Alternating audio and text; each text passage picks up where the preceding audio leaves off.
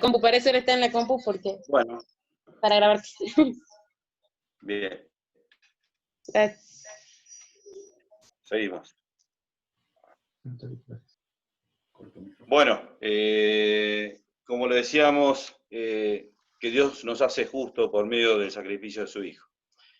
Y el verso que nos trae el Shalom de esta semana dice, es en Proverbios 10:3, dice, el Señor no dejará que el justo pase hambre. Eso lo dice la Nueva Traducción Viviente. Y después la Nueva Versión Internacional dice, el Señor no deja sin comer al justo. Otra traducción.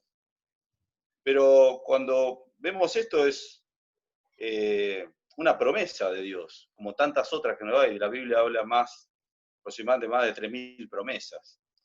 Y veamos lo que dice el Shalom en cuanto a eso. Dice, habla del justo. Dice, justos son aquellos que viven según la ley de Dios, lo aman y lo obedecen. Este versículo nos anima a someternos a la voluntad de Dios. Señala una de las muchas bendiciones que disfrutan quienes lo hacen. Jehová cuida de los justos en cuanto a sus necesidades, tanto espirituales como materiales. Uno de los temores más grandes que tiene el ser humano es que algún día no tenga para comer, y se preocupa por las provisiones, desesperándose sin saber lo que van a hacer e ignoran de dónde va a venir. Cuando confiamos en Cristo, se arregla nuestra vida con Dios, quien nos declara justos ante Él por medio de la fe en Jesucristo.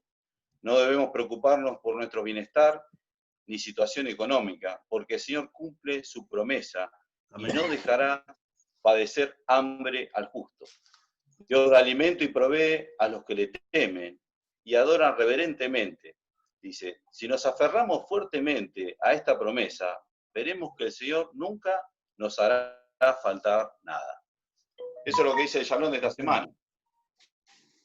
Es interesante porque es una promesa, como tantas otras que decíamos. Sabemos que la Biblia tiene más de 3.000 promesas y las habla para los justos. En todo este tiempo se estuvo tratando el tema de la sabiduría. Se habló ya un poco más de 2 meses, en los miércoles se venía hablando de la sabiduría y lo importante que es adquirir sabiduría. Porque sabemos que en el principio de la sabiduría el principio de la sabiduría es el temor a Dios. Entonces, cuando decimos de temor, estamos diciendo que estamos reconociendo a Dios en nuestro camino. Sabemos que tenemos un Dios que está sobre todas las cosas, un Dios soberano, un Dios que tiene todo el poder, toda la fuerza, que es omnipotente, que es omnipresente. ¿Cuántas cosas podemos decir de Dios, lo que conocemos? Pero esto, cuando nosotros tenemos el temor a Dios, nos hace vivir una vida de justicia, porque sabemos que nosotros vamos a tener que dar cuentas a Él. Ahora, es una promesa esta, y yo me pensaba cuando empecé a meditar sobre esto, ¿qué es lo primero que se nos viene a la mente cuando hablamos de una persona justa?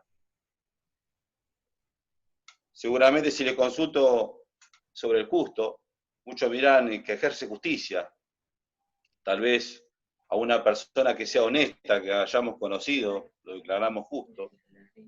También podemos decir que no se deja influenciar, y eso es importante, porque hoy en día, en el sistema que vivimos, muchas veces somos fáciles de influenciar, fáciles de ser influenciados. Ahora, la realidad, que el cristiano, el que está fundamentado su fe en la palabra de Dios, sabemos que la fe viene por el oír, y el oír la palabra de Dios, difícilmente pueda ser movido. Entonces, esa es, digamos, la primera percepción que podemos dar de justo. Tal vez ustedes encontrarán algunas más. Pero es importante saber qué piensa Dios del justo. ¿A quién declara justo? Y podemos decir de las promesas que tiene la Biblia, están abiertas a todo el mundo que las pueda leer. Pero la realidad que las promesas se van a apropiar o se van a cumplir, mejor dicho, en aquellas personas que le pueden creer a Dios y las que pueden vivir en una vida de relación con Dios. Y es interesante ver que esta palabra justo, que es una sola palabra en el Antiguo Testamento, en el griego, habla de varias acepciones. Esa palabra, justo en el griego, que el griego viene, sabemos, la Biblia originalmente fue escrita en arameo y en hebreo, pero fue traducida al griego para que pueda llegar a todos los gentiles y a todas las personas. Y esa palabra, justo, viene una palabra que se llama dikaioi, dikaios, que esta palabra significa recto, correcto, derecho, piadoso y santo. ¿Cuántas cosas, no? ¿Cuántas otras acepciones tiene la palabra justo? O sea que nosotros, para entrar dentro de ese perfil de justo, deberíamos ser ante Dios rectos, correctos, ser derechos, piadosos y santos. Entonces, tendremos que empezar a analizar un poco el significado de cada una de esas palabras. Y cuando hablamos de recto, lo primero que pensamos, algo recto es algo que no sufre desvío. En matemática, muchos, los que son matemáticos, saben que entre dos puntos, la distancia más corta es una recta, ¿no? No la onda, no el desvío, no el zigzag, sino una recta. Y pensaba en esto mismo para con Dios. ¿Cómo tenemos que ser yendo a Dios? Tendríamos que conducirnos en una línea recta. ¿Por qué digo esto? Y esto es basándonos en la palabra. Hay una palabra muy linda que se me vino a la mente mientras hacía este estudio, que está en Josué capítulo 1, versos 7 y 8. No lo busquen, hermanos, pero sí lo voy a leer. Donde en ese momento histórico Josué se tenía que hacer el cargo del pueblo de Israel. Sabemos que Moisés había sacado, Dios lo usó para sacar a su pueblo de Israel de Egipto, pasó por todo el desierto, pero después de esos 40 años tenía que entrar a la tierra prometida, cosa que Moisés no pudo verlo. Y en ese entonces, quien había estado al lado suyo y quien había sido compañero de batalla, había sido Josué, y Josué recibe el legado de parte de Moisés para la parte que se venía, que era tomar la tierra prometida. Y en ese capítulo 1, versos 7 y 8, Dios le dice a Josué, solamente esfuérzate, sé muy valiente. Y esta parte me encanta, que viene ahora, dice, para cuidar de hacer conforme a toda la ley que mi siervo Moisés te mandó. Dice, no te apartes de ella, ni a diestra ni a siniestra, para que seas prosperado en todas las cosas que emprendas. Nunca se apartará de tu boca este libro de la ley, sino que de día y de noche meditarás en él, para que guardes y hagas conforme a todo lo que en él está escrito, porque entonces harás prosperar tu camino y todo te saldrá bien. Entonces, cuando vos hagas todo esto, le está diciendo Dios, vas a hacer prosperar tu camino y todo te saldrá bien. Pero no te desvíes de la ley. Medita en ella de noche y de día, todo el tiempo. Y no te desvíes ni a diestra ni a siniestra. Podemos decir andar recto, le estaba diciendo. Solo en ese entonces las cosas que hagas en tu vida te saldrá bien. Y ahí vemos que abarca más que una promesa. Son muchas promesas juntas ahí. Qué importante que nos podamos conducir así ante Dios, de una manera recta. Y la segunda acepción de la palabra justo es correcto. Y cuando veo lo correcto, estoy también de la mano con la primera palabra, con recto. ¿Por qué? Porque cuando hablamos de un correcto, es seguramente nosotros en la vida tratamos en el día a día de hablar correctamente. Muchas veces el Espíritu Santo nos llama la atención de cosas que no debemos decir y decimos. O hacemos cosas que no tenemos que hacer, que a Dios les agradan, pero gracias a Dios que el Espíritu de Dios nos habla y nos corrige. Pero para que el Espíritu del Señor nos pueda corregir, nosotros tenemos que tener, como le dijo a Josué, la meditación en la palabra de día y de noche. Porque el Espíritu de Dios trabaja a través de la palabra de Dios, no trabaja de otra manera. Hacé lo correcto. Y yo, de todo esto que nosotros podemos hacer, conducirnos correctamente en la vida, o intentar, lo que puede hacer el ser humano, porque mucha gente trata de conducirse correctamente en la vida, pero realmente su vida no glorifica a Dios, su vida no es fundada en la palabra de Dios. Podemos decir que quien ejerce la palabra de Dios, quien la ejerce, es el que está haciendo lo correcto. Entonces podemos decir que el primer significado de esa palabra justo, que era recto, y el segundo significado van de la mano. Es conocerlo y hacerlo. El tercer significado es santo. Y qué interesante esta palabra, porque sabemos que la santidad es una de las características de nuestro Dios. Decimos que es santo. La Biblia menciona que 3 veces santo. Y a cualquier persona que se le consulte seguramente de qué piensa de santo y lo relacionan mucho con Dios, del Dios Altísimo. En las Escrituras habla en casi toda la Biblia, tanto en el Antiguo Testamento y en el Nuevo, pero en el Antiguo habla mucho de cómo Dios es en ese carácter santo que tiene. Habla de su pureza, habla del aborrecimiento que tiene al mal y al pecado. Entonces nos llama a ser santos. Pero esta palabra santo, cuando nosotros nos llega a nuestra vida, también tiene otra acepción, otro significado, que es que Dios ya nos apartó, nos separó. Mientras meditaba con esto, seguramente pensaba, muchos cocinan, a mí me gusta cocinar, lo hago muchas veces en casa cuando estoy de franco, y pongo la tabla ahí, y muchas veces cuando hago la picada voy cortando, y en algún momento cuando corto, de lo que estoy cortando lo separo. Y de alguna manera, espero que no sea burda, digo, Dios nos separó, nos apartó. Después queda en otra punta lo que sigue, y ahí estamos entendiendo de que Dios nos apartó del mundo. Dios ya nos separó, nos santificó, somos de Él. Qué importante eso, ¿no? Cantábamos recién del sacrificio que hizo el Señor en el Calvario. Esas canciones son las que más me gustan. Son las que más me gustan, cuando habla del sacrificio del Señor, de lo que el Señor le padeció, lo que el Señor tuvo, el derramamiento de sangre que tuvo por nuestras vidas, por la limpieza de nuestras vidas, y para poder separarnos, apartarnos y declararnos justos para con Dios. Qué fuerte que es eso.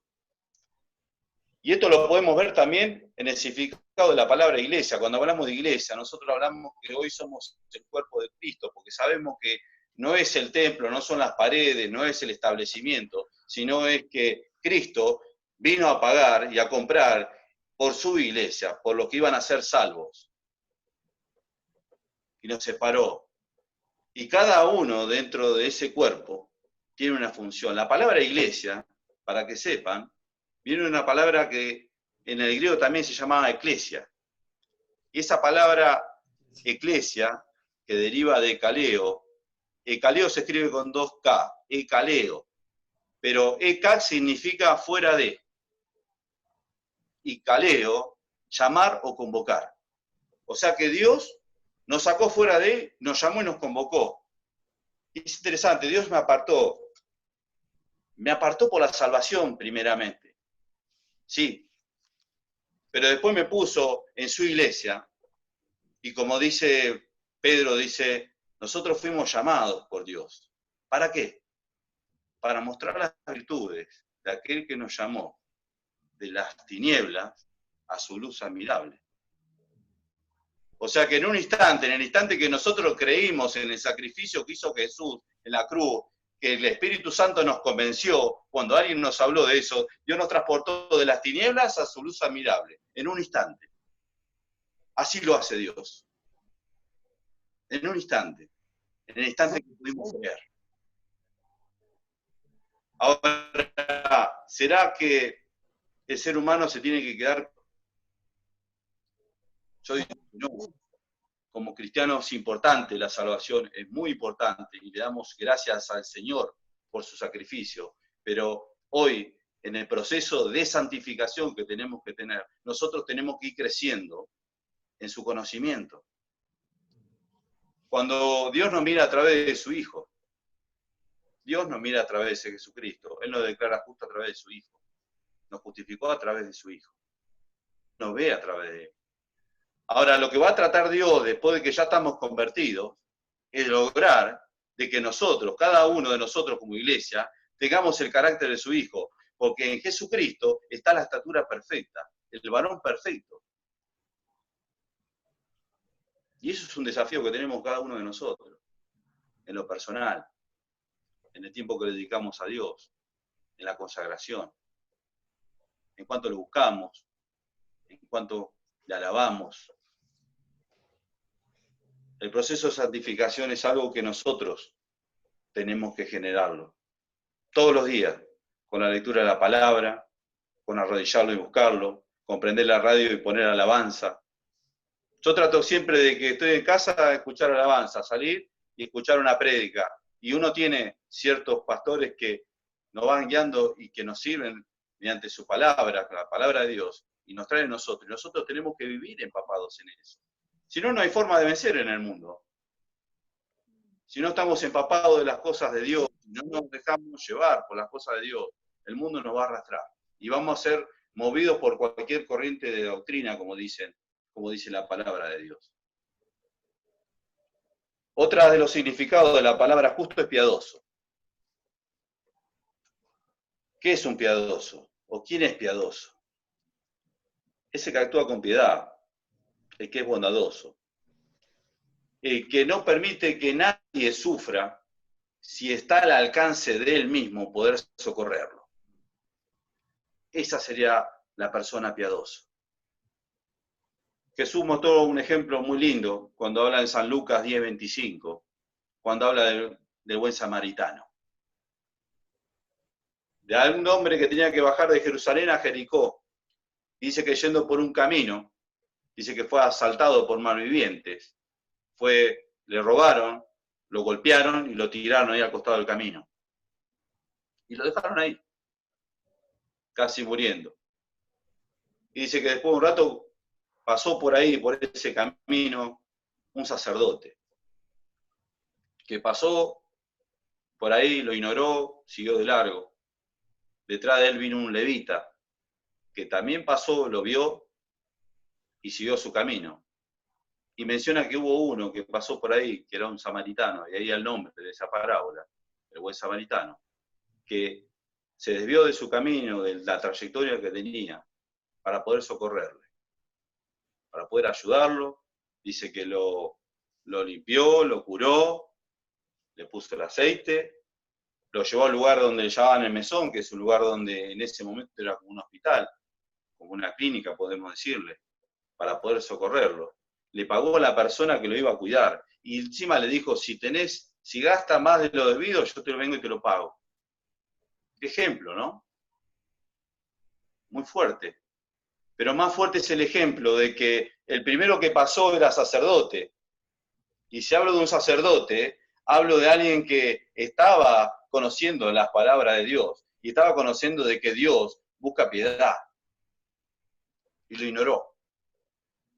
Estamos hablando de la persona que se presentaba todos los años delante del lugar santísimo y con los sacrificios del pueblo para sacarle los pecados, para cubrir los pecados que tenía. O sea que era una persona que si no estaba en santidad, podía quedar muerto adentro. Y sabíamos que no, lo tenían que sacar con una cuerda. Él lo ignoró. Y atrás de él vino un levita, que también es un ejemplo que usó Jesús porque es importante, porque el levita tenía todo lo que es acorde al tabernáculo, a los arreglos, al transporte del tabernáculo, a la limpieza de utensilios, un montón de cosas tenían que hacer. Y era toda la tribu de Leví, y gran parte de ellos se abocaba a eso. O sea que era algo importante que hacían, como podemos hacer nosotros dentro de nuestra congregación. Hablamos de diáconos, de maestros, de tantos. Y ellos también lo ignoraron, el levita también lo ignoró.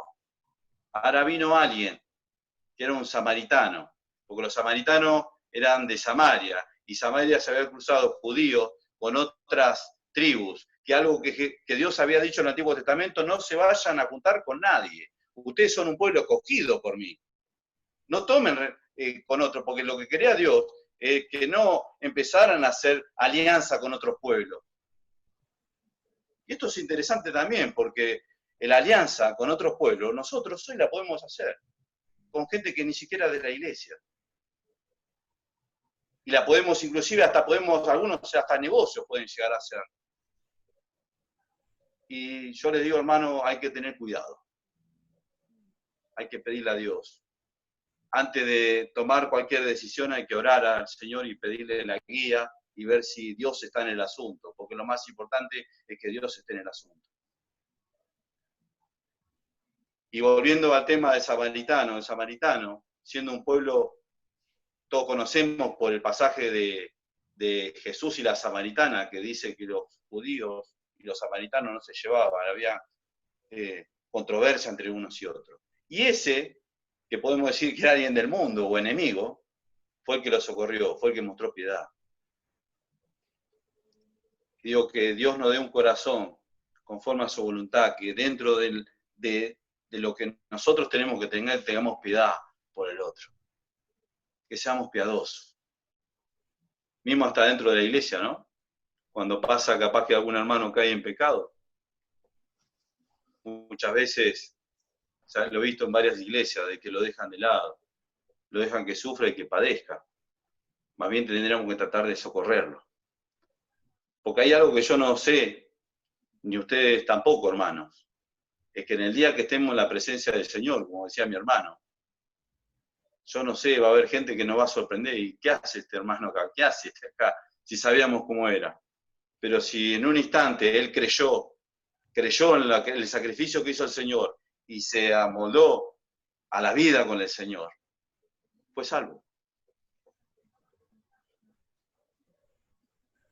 Tener piedad. Cuando uno ve todo esto que encierra lo que es la palabra justo, nos cabe la pregunta, ¿no? ¿Cómo estamos con Dios? ¿Será que nos consideramos justos? En el principio dijimos, Dios ya nos justificó mediante el sacrificio de su Hijo. Pero yo siento que cada uno de nosotros dentro de su corazón tiene muchas veces muchas cosas que arreglar con Dios.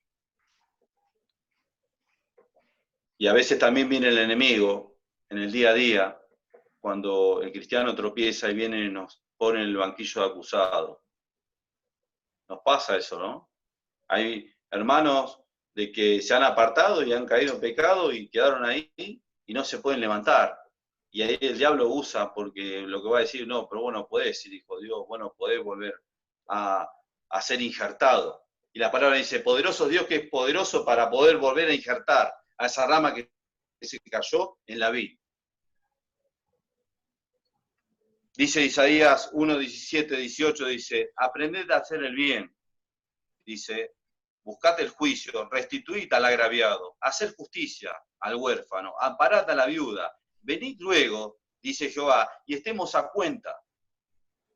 Y dice, me encanta esta parte, porque dice, si vuestros pecados fueren como la grana, o como la nieve serán emblanquecidos, pero si fueran rojos como el carmesí, ese rojo fuerte, intenso, dice, vendrán a ser blancos como la lana. Primera Juan 1:9 dice, si confesamos nuestros pecados, Él es fiel y justo para perdonar nuestros pecados y limpiarnos de toda nuestra maldad. Primera de Juan 2:1 dice, Juan, una expresión que me encanta, dice, hijitos míos, dice, estas cosas os escribo para que no pequéis, y si alguno hubiere pecado, abogado tenemos para con el Padre, a Jesucristo, el justo. Qué hermosa palabra, porque digo, no importa la condición que tengamos delante de Dios.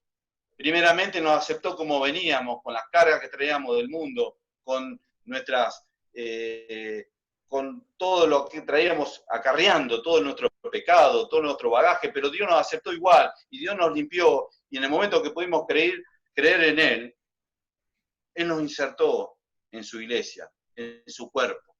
Y así todo, digo, vivimos una vida en la cual el enemigo sigue haciendo su trabajo. Todos los días lo podemos ver.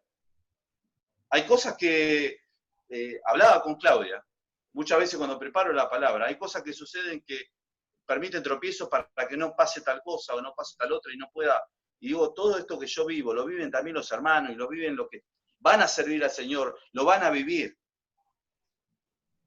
Y también está la acusación del diablo, en muchas veces, en muchas ocasiones, en lo cual nos va a poner en el banquillo acusado y nos va a querer acusar y nos van a decir, vos no merecés ser hijo de Dios, vos estás haciendo esto. Sí, a ver, acá hagamos un parate, porque sabemos que una cosa es el pecado que surge en un momento, en un instante, y otra cosa es vivir en el pecado. Si la persona que vive en el pecado tiene que analizar su vida delante de Dios, para primeramente a ver qué pasó, porque Dios nos cambió cuando nos transformó, nos cambió de esa naturaleza pecaminosa a su naturaleza, nos dio la victoria. ¿Por qué hubo esa recaída? Pero lo importante acá es que Dios, después de habernos salvado, sabe que íbamos a tener estas debilidades. Y acá, cuando dice, hijitos míos, dice una parte, dice, abogado tenemos para con el Padre si hemos pecado. Qué importante, Dios, como cantábamos, Él mandó a su Hijo y Él pagó por nuestros pecados. Fuimos libres. Todos sentimos eso y fue algo que solamente me lo puede contar cada uno de ustedes en lo que experimentó en lo personal. Pero sentimos libertad, como cantábamos. Ahora, muchas veces, cuando está la acusación, nosotros tenemos un abogado que está al lado del Padre, a Cristo Jesús. Algo que en la Biblia me menciona en algunos pasajes, de que está Dios y al lado de Jesús, al lado del Padre.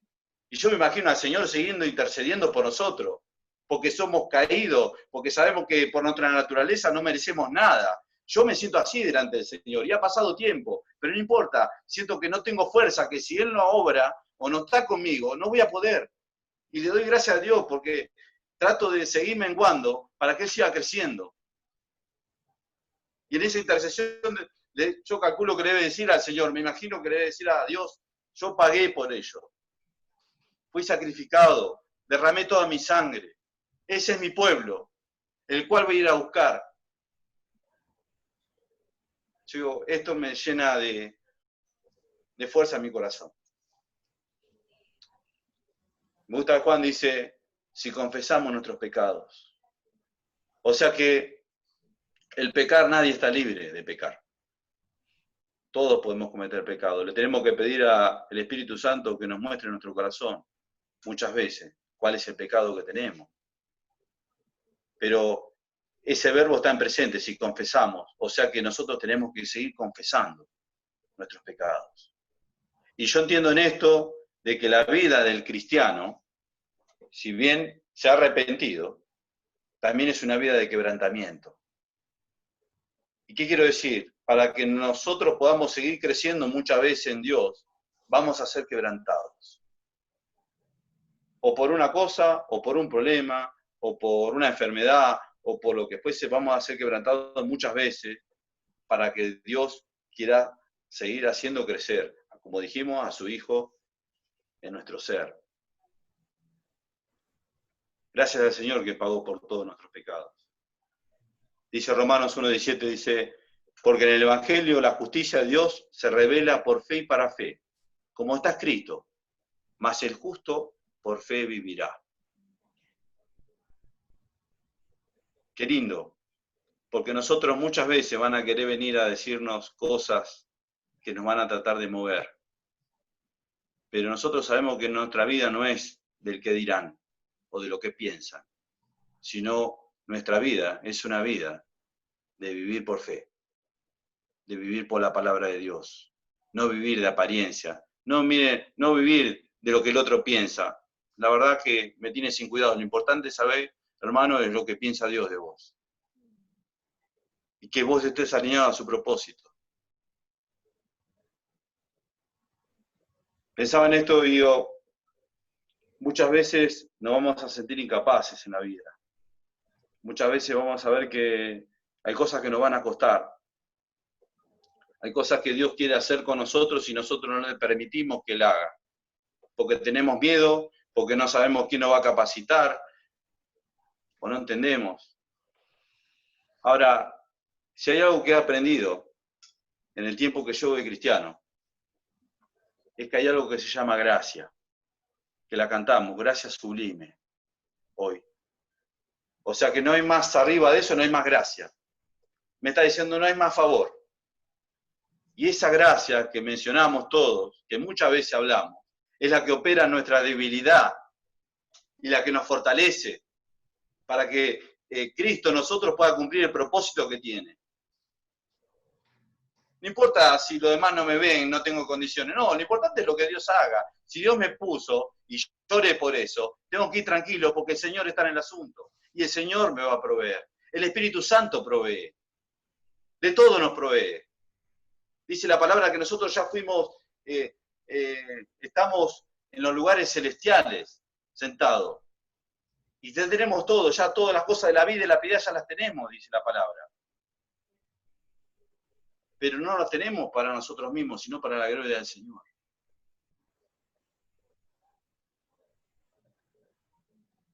Quisiera meditar brevemente en un salmo, en el 37, hermanos, como para ir terminando. Si lo pueden buscar, el Salmo 37. El Salmo 37 es un salmo que habla mucho... Ahí está. Gabriel seguramente lo está por poner.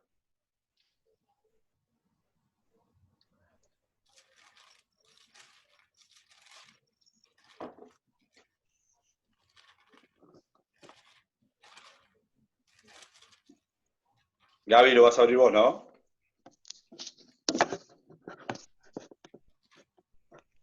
Bien, ahí está el salmo.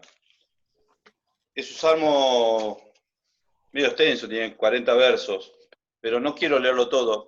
Acá habla de lo que en el título dice, el camino en los malos, pero cuando uno lo lee, ve bien que hay un contraste entre las cosas que va a padecer el malo y lo que le va a acontecer al justo.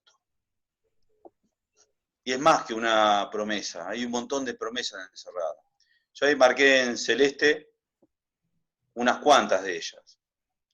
Dice, en el verso 3, por ejemplo, dice, confía en Jehová y haz el bien, y habitarás en la tierra, y te apacentarás de la verdad. El 4 dice, deleítate a sí mismo en Jehová, y Él concederá las peticiones de tu corazón. Qué hermoso, ¿no? Me está diciendo, buscarlo primeramente al Señor. Buscar el reino de Dios y su justicia, y yo me encargaré, dice el Señor. Verso 5 dice, encomienda a Jehová tu camino, y confía en Él, y Él hará. El 6 dice, exhibirá tu justicia como la luz, y tu derecho como el mediodía. El 7 dice, guarda silencio ante Jehová y espera en Él. No te alteres con motivo de que prospera en su camino. Dice, porque el que hace maldades, El 9 dice, pero los que esperan en Jehová, ellos heredarán la tierra. Más abajo en el 17 dice, mas el que sostiene a los justos es Jehová. El que sostiene a los justos es Jehová. Conoce Jehová los días de los perfectos. No conoce los días de cualquiera, conoce los días de los perfectos. Y la heredad de ellos será para siempre. Verso 19 dice, no serán avergonzados en el mal tiempo, y en los días de hambre serán saciados. Verso 21 dice, mas el justo tiene misericordia y da. Hablamos de dar piedad. El 22 dice, porque los benditos de él heredarán la tierra. 23 dice, por Jehová son ordenados los pasos del hombre, y él aprueba su camino. Cuando el hombre cayere, no quedará postrado, porque Jehová sostiene su mano. Saltemos al 26, dice, en todo tiempo tiene misericordia y presta, y su descendencia es para bendición. Porque Jehová ama la rectitud y no desampara a sus santos, para siempre serán guardados. Los justos heredarán la tierra y vivirán para siempre sobre ella. La boca del justo habita sabiduría y su lengua habla justicia. El 31 dice, la ley de su Dios está en su corazón, por tanto sus pies no resbalarán. Hasta ahí. Y quisiera hacer un final con el verso 25, hermano. Bien. Dice el 25, dice, joven fui y he envejecido, y no he visto justo desamparado, ni su descendencia que mendigue pan. Acá tal vez hay hermanos más capacitados que han vivido toda una vida delante del Señor, capaz el caso de Miguel, capaz de algún otro. Pero este verso me hizo recapacitar y ver un poco también mi vida. Yo tuve la oportunidad el Señor me dio por gracia de Él, de conocerlo de adulto. Pero algo que pude ver y no puedo desmentir es que el Señor me di cuenta que desde chico me había buscado. Hubo 4 o 5 personas en mi vida que me vinieron a hablar de Él en distinto tiempo, ¿eh? A los 8 años, a los 18, a los 23. Hubo varios que me vinieron a hablar. Y yo estaba en otra en ese tiempo. Pero hay algo que me quedó latente y que yo pude evaluar cuando leía este salmo. Esos hermanos que vinieron a hablarme tenían un buen testimonio. No sé si cada una de las cosas que mencionamos hoy estaban en su ser, pero yo todas las visibles, por lo menos, puedo dar mi opinión y decir que sí. Esos hermanos daban buen testimonio del Señor. Y me quedó algo patente que me contaron 2 que ni se conocían, 2 hermanos, que una vez estaban sentados en la mesa, porque venimos hablando de que Dios no desampara justo y no van a tener necesidad de pan. Y a veces sí puede haber una escasez, pero no le va a faltar. Y me acuerdo que estos 2 hermanos me contaron en distinto tiempo y que no se conocían entre ellos.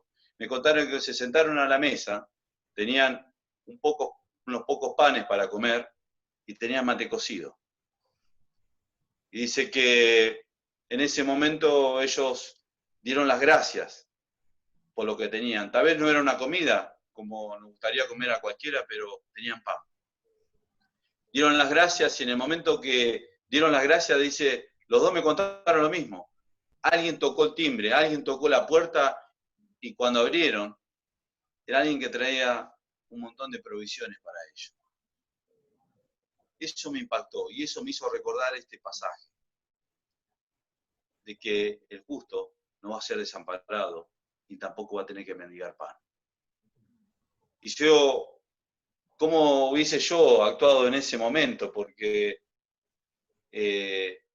a veces somos quejosos ante Dios, a veces no le damos las gracias. Y estos hermanos le dieron la gracia, a pesar de que tenían unos pocos panes para comer. Y el Señor los bendijo. Digo, qué fiel que es Dios, qué fiel que es el Señor.